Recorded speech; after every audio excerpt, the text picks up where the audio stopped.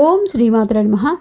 అష్టాదశ శక్తిపీఠాల్లో మూడవదైన ప్రద్యుమ్నే శృంఖలాదేవి స్తోత్రాన్ని చెప్పుకుందాం. విశృంఖలా స్వయం దేవి భక్తానుగ్రహకారిణి, భక్తానాం శృంఖలాహర్తి స్వయం బద్ధా కృపాపరా, శృంఖలా కటిబుద్ధా చ జగన్మాతా యశస్విని, మాంగళ్యదా శుభకరీ వేద మార్గామపాలిని, ప్రద్యుమ్నే శృంఖలాదేవి ఋష్యశృంగసమార్చిత, శుభం తనోతు సా దేవి కరుణాపోరవాహిని. శృంఖలములంటే సంఖ్యలు. అమ్మకు సంఖ్యలు లేవు. ఆమె విశృంఖల, సంఖ్యలు బంధనాలు లేనిది.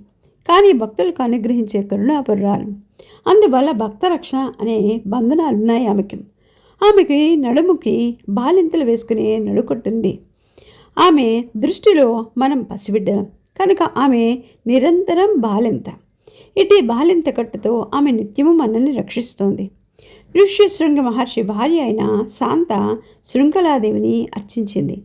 వేదం చెప్పిన ధర్మ కర్మ మార్గాలను పాలించే ఈ జగన్మాత కరుణారస ప్రవాహ దృష్టి మనకు శుభము కలిగించుగాక. ఓం శ్రీమాత్రే నమః.